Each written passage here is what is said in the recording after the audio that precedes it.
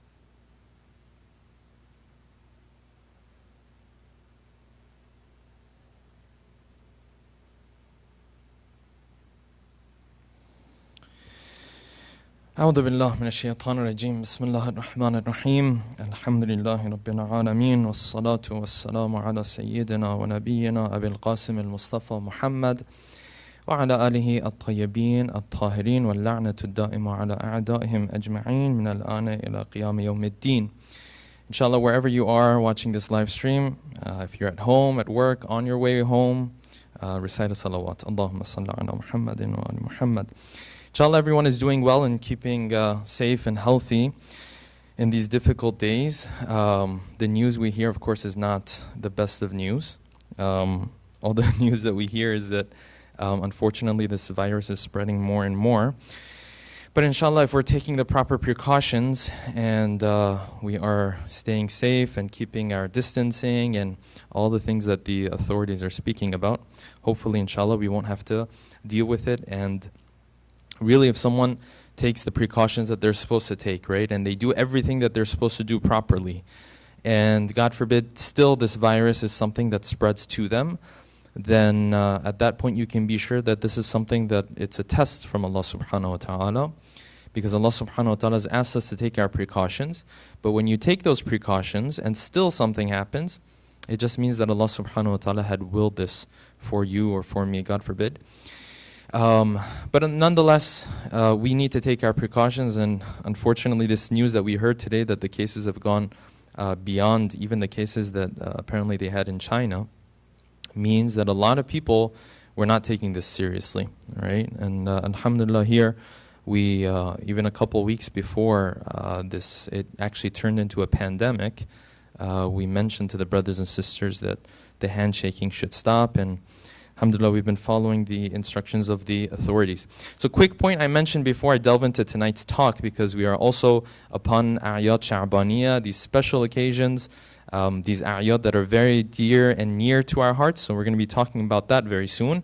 First thing I'll mention before I continue is that we know that there's a shelter-in-place order for pretty much all of DFW at this point, if I'm not mistaken. But just to clarify, for religious organizations, there is an exception for them to have their sermon or their religious services offered through the the teleconference or whatever this video system. That's why I'm here. So just to clarify that we're not going against any of the laws. This is something that the law actually allows. So, and of course, there's nobody in the masjid anyway. So just to clarify that. So tonight, inshallah, we're going to talk about a couple of ahadith. 3 or 4 ahadith, and these are very beautiful ahadith, and they're kind of scary as well. That Allah subhanahu wa ta'ala speaks about a concept in a situation where we rely on people or institutions, organizations, individuals outside of Allah subhanahu wa ta'ala, right? We rely, instead of relying on Him directly, we rely on other things for them to fulfill our needs. That's what the ahadith or the hadith portion of tonight's talk is going to be about, which is something that we deal with on a day-to-day basis, right? It's something that we deal with very often. And I'm going to be talking about that. And from that, inshallah, I will speak a little bit about the birth that we have tonight, which is the birth of the brother of Al-Imam al-Hussein, Hazrat Abbas, salawatullahi alayhi, and salamullahi alayhi. And inshallah, we will talk a little bit about his character, because it very much goes hand in hand with this hadith that or these 3 or 4 ahadith that we're going to be sharing, inshallah. And then from there, we're going to move on to the ahkam that we have. Of course, right now, we're discussing the rulings of salat. So we will be discussing the portion of salat, the beginning of it mainly, the arkan, the takbir, qiyam, the recitation of Surah Al-Fatiha and Tasbihatul Arba'a. And we'll also be touching on some of the secrets behind these acts of worship that we have, right? So there's a lot to be said about that. When we get to that portion of the talk, inshallah, we will get into more detail. So the first hadith that I want to share, and again, these ahadith have to do with the idea that Allah subhanahu wa ta'ala is telling us that if someone were to rely on other individuals, if someone were to rely on anyone but Allah subhanahu wa ta'ala, that not only would that person not reach his goal would not be fulfilled. What he was trying to get out of this is not going to come to fruition. Not only is it that, but he's going to take it a step further. Right? So take a look at these ahadith, and all 3 of them happen to be from our Prophet salawatullahi wa salamuhu alayhi. First one says this: قال صلى الله عليه وآله من انقطع إلى الله كفاه الله كل مؤونة. Whoever does inqita' towards Allah subhanahu wa ta'ala. Inqita' comes from qata', which means you cut off yourself from others except for Allah subhanahu wa ta'ala. In other words, you see God as your only hope and your only option. Not that you see Him as one of the options, right? So usually there's like 3 levels to this discussion, right? Usually we don't even see God as an option.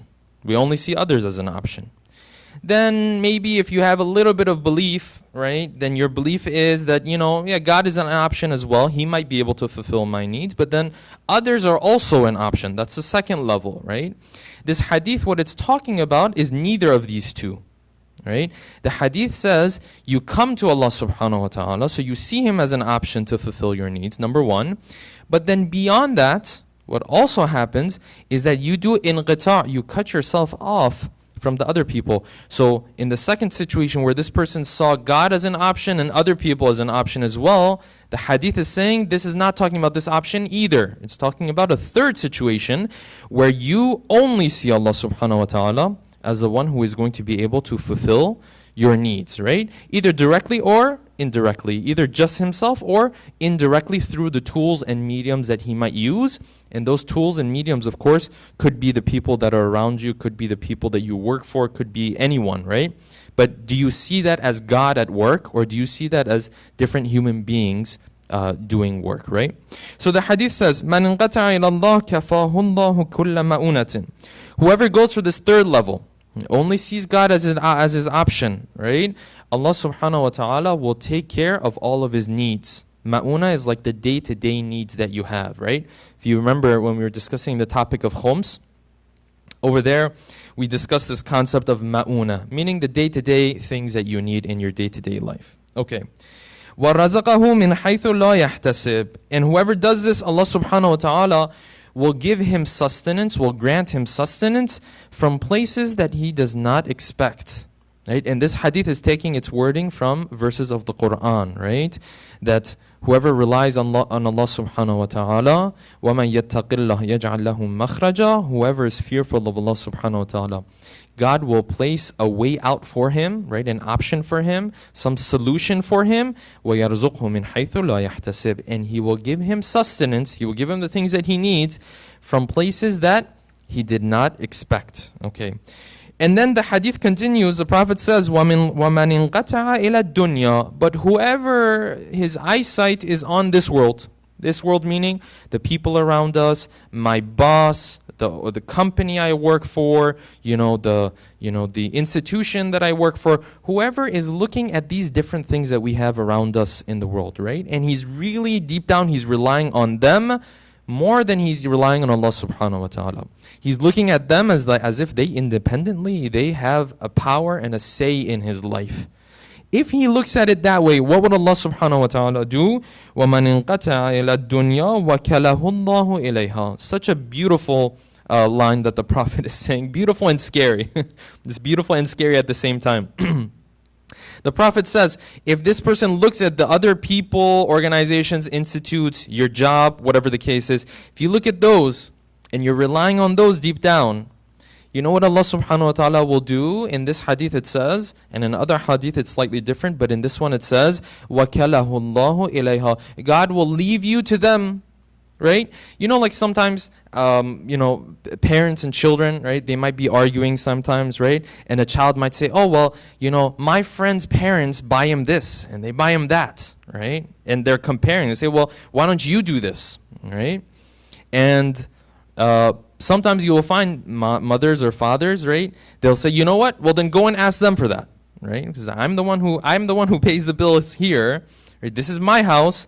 If you're living in my house, you have to go by my rules. You don't want to live by my rules? Well, then you have to go discuss that with whoever you want to go live with, right? And of course, we say that as part of a heated argument, of course.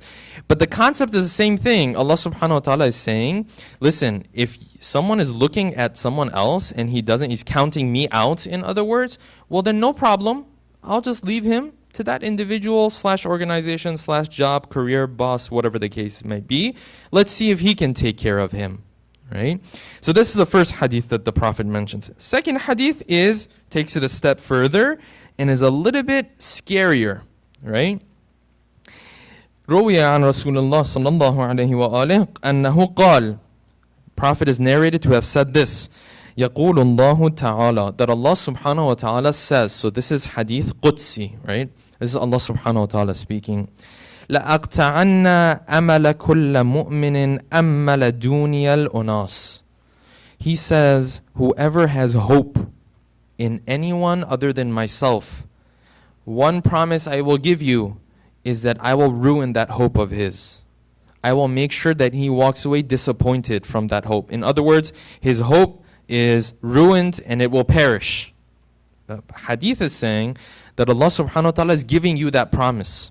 That if he sees a servant of his relying on other people other than him, he will make sure that that servant receives the message, right? He gets the memo that, listen, this hope that you had is hope. You're hopeless now. This hope that you had was basically, it was empty, right? It was hollow. There was no true hope here.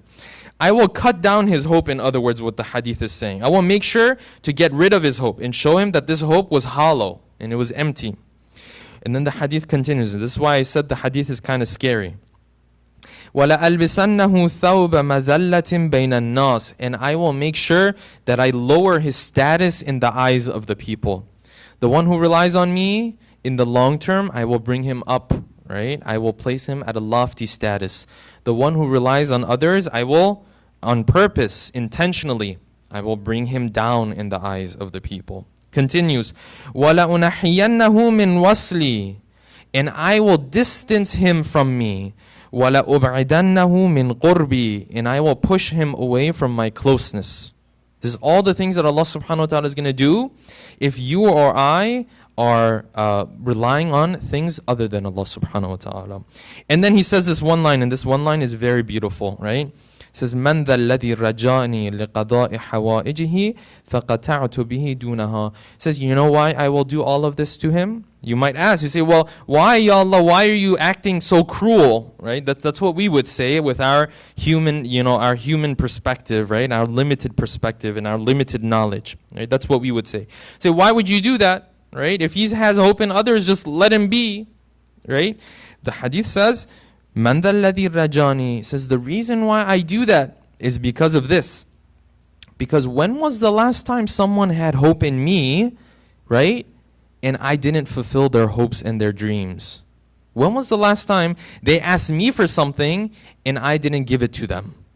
In other words, what Allah subhanahu wa ta'ala is saying is, what is this? This person is acting as if I've done something wrong in the past, that now when he has a need, right, and he needs something fulfilled, that he's going to others. When was the last time people came to me and they didn't get a proper response? Now, a proper response we need to add here, of course, is not necessarily what you're asking for. We've talked about this before as well. In the Shia school of thought in particular I can speak of, when we say that you pray to Allah subhanahu wa ta'ala, Ud'uni astajib lakum, he says, pray to me and I will give it to you, there's conditions to that. That's not an unconditional and blanket statement, right? There are conditions to that. One of the conditions, if not the most important, is that what you're asking for has to be in your best interest, right? So that's a condition that is always there. If it's not in your best interest, then Allah subhanahu wa ta'ala is not going to give it to you, right? And he's not shy about that either. There's so many people who pray, but they never get what they really want. Why? Because many a times it's not in their best interest. So I just want to mention that as a disclaimer. We understand that from other ahadith and from just knowing the essence of Allah subhanahu wa ta'ala, because He is Hakim, He is wise. A person who is wise, if a child comes to a father and asks for something and it's not good for him, if the father's wise, he's not going to hand it over, right? And if he did, we would point to the father and we say, you're acting irresponsible. It's the same thing here. So, but nonetheless, the hadith is saying that still, when you come to me and you ask me for things, I'm going to respond to you. So when you go to other people, I'm going to make sure that you understand that your hope in them was hollow. Your hope in them, it was empty. It carried no value, right? That hope, I will make sure you become hopeless towards that person. Right? So these are a little bit scary. Now, I want to move on to the third hadith, and this hadith is very beautiful as well. I read this hadith a couple days ago, and it's really stuck with me. The fact that Allah subhanahu wa ta'ala is really expecting His servants, whenever they have a need, for them to rely on Him. And specifically, the first two hadiths that we mentioned were in the general sense of the word, right? That whenever you have a need, Allah subhanahu wa ta'ala wants you to come to Him. And of course, I don't need to mention this over again, that sometimes that means going to other people, it will be solved. So this doesn't negate the idea of you doing your work and planning and all that kind of stuff. Hopefully that's clear. I don't want to take too much time going through that disclaimer. But this hadith is speaking specifically now about salat and prayer, right? Because in prayer, one is supposed to come closer to Allah subhanahu wa ta'ala, right? He's supposed to actually try to feel and witness the power, the authority of Allah subhanahu wa ta'ala over everything in the world. That's why in Surah Al-Fatiha, right, which is the surah that has to be in your prayer. If it's not in your prayer, there's no prayer outside in that we pray that doesn't have Surah Al-Fatiha in it, right? La salata illa bi fatihatil kitab, as that famous hadith says, right? There might be one or two, but almost all of them have this Fatihatul Kitab. In Fatihatul Kitab, in Surah Al-Fatiha, we read what? Maliki Yawmiddin. He's the one who has authority over everything, right? So Salat is supposed to show you that He's the one in charge, right? He's the one who has authority, right? Now, Allah subhanahu wa ta'ala in this hadith is explaining that when someone comes and prays, now specifically because he is ending his prayer, he should walk away now with the understanding that I'm the one in charge. Now before prayer, maybe he wasn't paying attention, maybe he was ghafil, maybe he was oblivious, maybe he was ignoring the fact that I'm in charge. But now that he's prayed, right, the natural result of that would have been that he knows now that I am the one. Because that's what he was reminded of when he was praying, right? He just said, Maliki Yawmiddin, Iyyaka na'budu wa iyyaka nasta'in, right? He just said, I'm the only one he's going to come to. Now, take a look at this hadith. This is very beautiful. It says, روي عن النبي صلى الله عليه وآله أنه قال, the Prophet said, إذا فرغ العبد من الصلاة, whenever a servant leaves his salat, he finishes his salat, what happens? وَلَمْ يَسْأَلِ اللَّهَ تَعَالَى حَاجَتَهُ, and he had a hajat and he had a need, he had some sort of request or situation he was dealing with, but he didn't ask Allah subhanahu wa ta'ala as it relates to that situation. He didn't ask him for the solution to that situation. He didn't ask him to have that need of his fulfilled. Okay, what happens? يَقُولُ اللَّهُ تَعَالَى لِمَلَائِكَتِهِ, Allah subhanahu wa ta'ala turns to his angels. Right? He says this, Unduru ila abdi. He turns to his angels. He says, look at my servant. Unduru ila abdi. فَقَدْ أَدَّى فَرِيضَتِي. He carried out his duty towards me, which was the salat that he was supposed to take care of. He did that. وَلَمْ يَسْأَلْ حَاجَتَهُ مِنِّي. But after doing that, and after being reminded that I'm the one in charge, still he won't ask me for what he needs. Right? Now, in the sense of the interactions that we have on a day-to-day basis, if someone felt like this as a human being, not Allah subhanahu wa ta'ala, this doesn't apply to Allah subhanahu wa ta'ala, but as a human being, this person would feel what we call offended. Right? Like someone who expects you to come to them because they have everything, they have all the resources, and you don't come there. Right? So this is kind of the tone of the hadith, but of course this doesn't apply to Allah subhanahu wa ta'ala, right? Because we can't affect Allah subhanahu wa ta'ala and who He is and what He does, right? But this is kind of where the hadith is going, the tone. The tone is saying, this is disrespectful, so to speak, of what this person is doing. Right? Because in other words, what this person is implying by the fact that he doesn't ask me for what he needed after his salat, what he's implying is that I'm not the one in charge. And this is what the rest of the hadith says. كَأَنَّهُ قَدْ اسْتَغْنَى عَنِّي. It's as if he doesn't need me anymore. Right? He's saying, listen, I'm the one in charge. He was just reminded of this after the salat, like during the salat. Now after the salat, while he's supposed to walk away being reminded of this, he's walking away, he's acting as if he doesn't even need me anymore. So what does he do? خُذُوا صَلَاتَهُ. Take his salat, فَضْرِبُوا بِهَا وَجْهَهُ. Throw it at him. In other words, this salat, it wasn't worth much for me. Right? Because he's still walking away, but the meaning of the salat, which was for him to be reminded that God is in charge, didn't actualize for him. So this salat technically didn't have much value for him. Right? He still did his wajib. He's not going to be punished or anything. But the hadith is saying that spiritual connection he was supposed to make has not happened. Because if that spiritual connection had happened, he would have gone to the person who was actually in charge. Right? Now this hadith is mentioned by the scholars to explain that whenever you pray and you're leaving the prayer, to make sure that you don't leave the prayer without doing dua at the end. This is why the ta'qibat of our salat is so important. Right? So as I continue, if anyone has questions, I believe the comment section on the YouTube video is live. So if anyone has questions, you can inshallah just send me the questions in the comments section, if I can see them. Hopefully I will be able to see them. Now, the hadith, last hadith I want to mention before we move on to the ahkam part is this. The reason why Allah subhanahu wa ta'ala is speaking in this way, He's saying what you're doing is implying disrespect, is this. There's another hadith. This one is from the first Imam, salawatullahi alayhi. He says, Man ammala insanan habahu. Whoever has hope in another human being is honoring him. Right? What does that mean? That means that when you show hope in another person, you're saying this person can take care of things. Otherwise, you wouldn't have hope in him. Right? Now, I want to take this and just touch on this for a second, because we are also commemorating the birth of the brother of Imam al-Hussein, Abbas alayhi salam. It's very beautiful that this hadith ties in with his character so beautifully, right? Now, Hazrat Abbas was the one who, in the plains of Karbala, and in those final moments, right, everyone, what we know from history, is that Imam al-Hussein relied on him. Imam al-Hussein had hope in him. Right? Imagine how high of a status you have to be at. Right? It's difficult for us to even imagine. How high of a status you have to be at that a ma'soom, an imam, has hope in you As the hadith is saying, whoever you put your hope in, you are honoring them. Meaning that this guy can take care of things. Right? And this is literally what you find in the character of Abbas alayhi salam. That a ma'asum imam was relying on him, right? Relying on Allah subhanahu wa ta'ala first and foremost, but he would see Abbas alayhi salam as a medium and as a tool that Allah subhanahu wa ta'ala was going to use for him. That's why in that phrase, that common phrase that you might have heard before, that common dua that you might have heard before, right? When we refer to Abbas alayhi salam, we refer to him as Ya Kashif al-Karb an Wajh al-Husayn, the one who would remove the sadness and grief from the face of Abu Abdullah. In other words, the one who Abu Abdullah had hope in.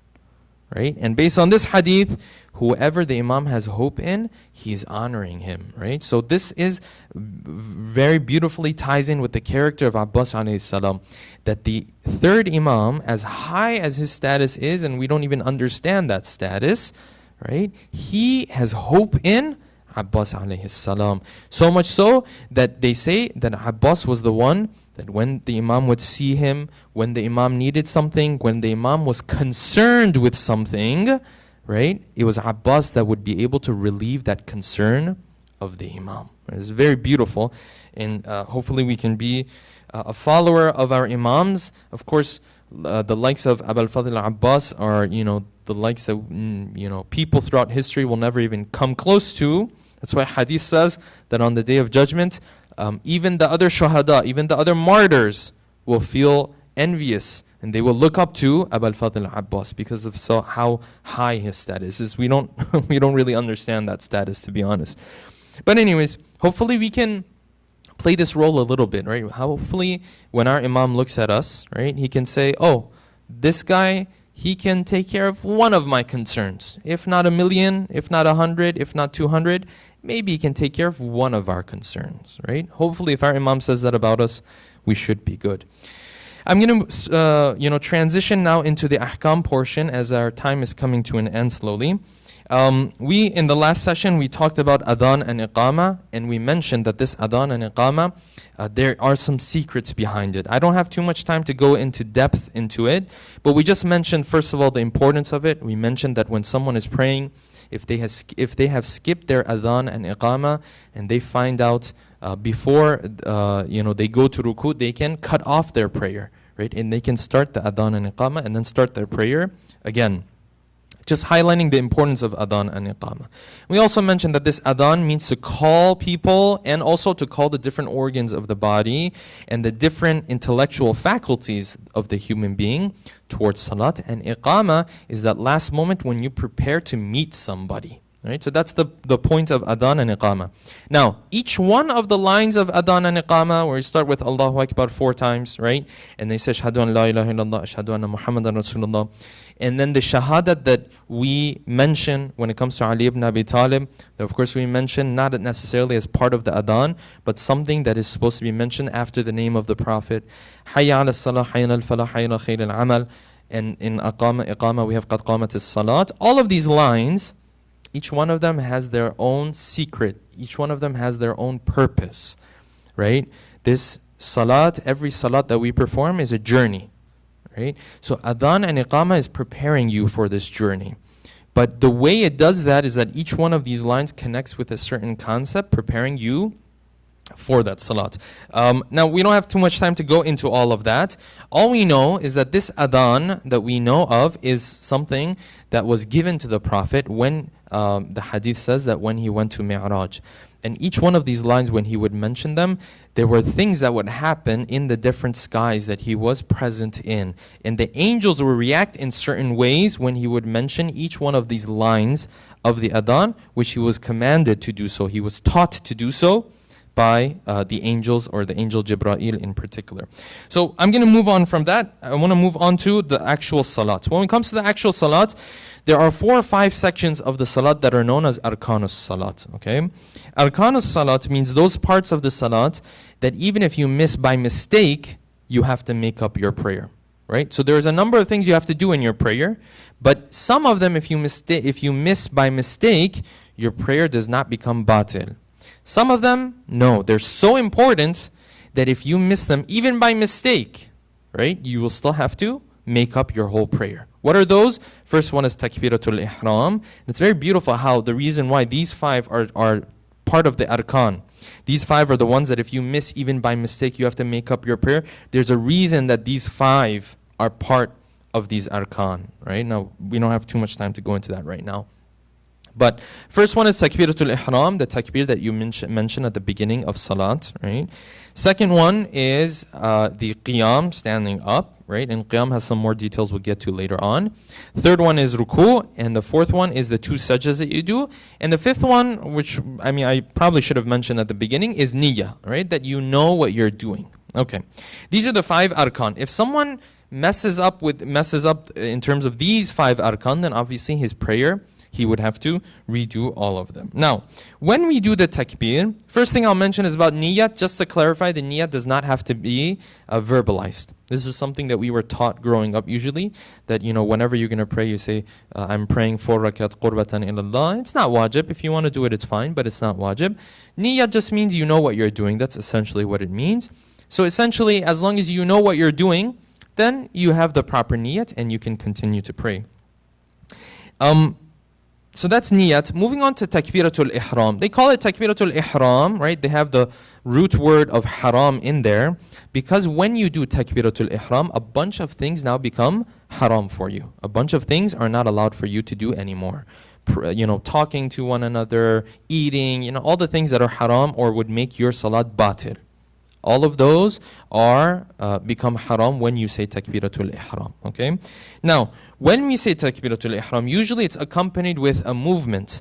This movement, the raising of the hands, is not wajib actually. It's not even part necessarily of the wajib takbir. Takbiratul ihram, the part of it that is wajib is just to say Allahu Akbar, right? Now the movement of the hands, it's recommended and it's mustahab, and that's why everybody does it and it's completely fine. But it's interesting that when you do this, the fuqaha, the scholars, they say that you're supposed to, if you want to do the mustahab thing actually, right? Some people do takbiratul ihram, right? They just go Allahu Akbar, right? That's not, that doesn't count as your mustahab, right? Or you've seen some people when they want to give salam, right?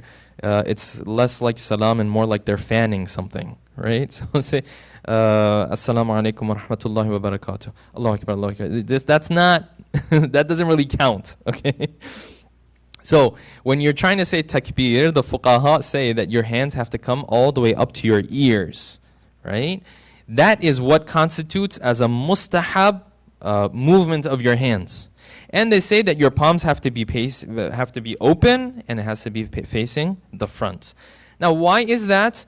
A little bit of the secret of why you do that is because this is supposed to symbolize the fact that you are throwing everything else behind you, right? You are ignoring everything else in this world other than the person who you are talking to, who would be Allah subhanahu wa ta'ala.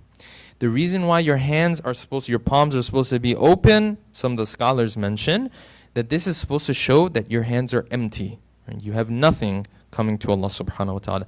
And it's interesting, in the salat that we pray, normally we just pray it, right? But there's a lot of secrets and a lot of small little bits of information that hopefully when we get a chance to discuss, it will put a lot of things into perspective for us. Now, one point I do want to mention is that the rest of the takbirat in the salat that we say are all mustahab, right? So the first takbir is wajib. All of the rest of them are going to be, they're going to be mustahab.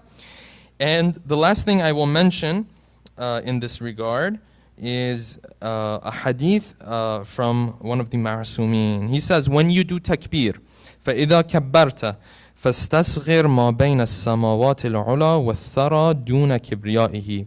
When you do takbir, what you're supposed to do, because you are saying Allahu Akbar, God is greater than anything else, you are supposed to consider everything else in this world insignificant. Now, this is easier said than done, of course, but I go through these ahadith with the hope, that hopefully one day I'll be able to achieve this type of, focus in the salat.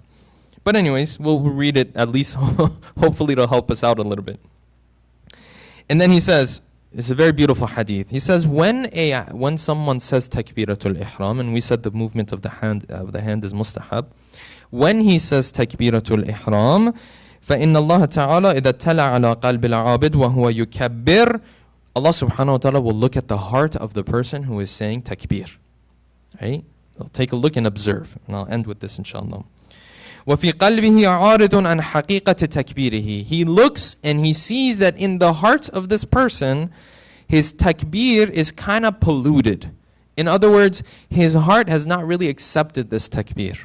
Right? He says God is greater than everything, but he doesn't really mean it. Which would apply to, most of us. I don't want to speak on behalf of everybody, but it would apply to like a lot of us. Right? Now, hadith continues. When this happens, Allah subhanahu wa ta'ala calls him. He says, Ya kadhab atakhda'uni. This person, sometimes we say takbir, right? And the person really, he doesn't care at all. This hadith probably referring to this person, not most of us. Most of us might say takbir. We're really trying to make Allah subhanahu wa ta'ala significant in our perspective. We might fail because our faith is weak. So maybe this hadith won't apply to every single one of us. Okay, so just keep that in mind because the tone of the hadith is pretty fierce. So I don't want everyone walking away saying, oh, well, this applies to everybody. No, it may not apply to everybody. This might be for the one who just says takbir and he doesn't care at all. Right? Qala, Allah subhanahu wa ta'ala sees that in his heart, he is not really paying attention to this takbir. He's turning away from this takbir. Right? He says, Ya kadhab atakhda'uni. He says, oh, you're lying. Right? Are you trying to trick me by saying takbir? You don't really mean it. So why is it that you're saying it? Right? Maybe someone who says takbir, but he's not even thinking about God. Or maybe he says takbir, but he's just going through the movements. It's not really something he believes in. Okay. وَعِزَّتِي وَجَلَالِي. He says, I swear by my might and my power, لَأَحْرِمَنَّكَ حَلَاوَةَ ذِكْرِي. I am going to deprive you of the sweetness of my ibadat. I'm going to deprive you of the sweetness of worshipping me. وَلَأَحْجِبَنَّكَ عَنْ قُرْبِي. And I will veil you from my closeness. Right? I'm going to separate myself from you. وَالْمَسَرَّةَ بِمُنَاجَاتِي. And I'm not going to give you happiness when you sit and do ibadat of me. In other words, because you're just going through the movements and you don't really believe in it, then you're not going to see the results of this ibadat of yours either. Right? You come and you do ibadat with me, you're supposed to feel like you're connecting with a close friend of yours. You're not going to feel that because you don't believe in this takbir that you just said either. You're just going through the movements. And it continues. فَاعْتَبِرْ أَنْتَ قَلْبَكَ حِينَ صَلَاتِكَ. The Imam now says, he says, therefore, when you say takbir, take a look at your heart and observe your heart for a second, right? فَإِن كُنْتَ تَجِدُ حَلَاوَتَهَا وَفِي نَفْسِكَ سُرُورَهَا فَعْلَمْ. He says, if you say takbir and you feel this sweetness, you feel this, this sense that I'm speaking to someone that I like, someone that I want to be around. He says, know that Allah subhanahu wa ta'ala has accepted your takbir. But if you don't, then know that you were just going through the movements and he is rejecting your takbir, and that is because your faith has now reached a point where it's very weak. I won't go through the rest of the hadith because we're out of time. It says it's because your faith is very weak, and because of that you have to go back and you have to work on your faith. As we continue through this, inshallah, I know that this portion is the ahkam portion, but because it's salat, I also wanted to go into some of the secrets of it, although it's many, many more than what we're going through, but just some tidbits here and there. As we go through this, we'll also talk about the presence of the heart in salat and how to achieve that, inshallah, with as much time that we could possibly have, inshallah. So I'm going to end it there, inshallah. Next week, we will continue with qiyam, the rulings of qiyam, and the 4 different qiyams that we have in prayer, and which one of them most people don't pay attention to, and because of that, a lot of times their prayer actually becomes batil. So hopefully that will build some suspense for next week. We pray to Allah subhanahu wa ta'ala that all of our brothers and sisters who are in difficulty, in pain, if any of them in our community and other communities are dealing with this virus, we pray to Allah subhanahu wa ta'ala that Allah subhanahu wa ta'ala helps them. And of course, please be safe, keep your social distancing, do everything that you're supposed to do, because we definitely don't want this to spread more than it has, you know. Of course, unfortunately, we're already number one, but hopefully we can keep the numbers lower if everyone pays attention. Wassalamu alaikum wa rahmatullahi wa barakatuh.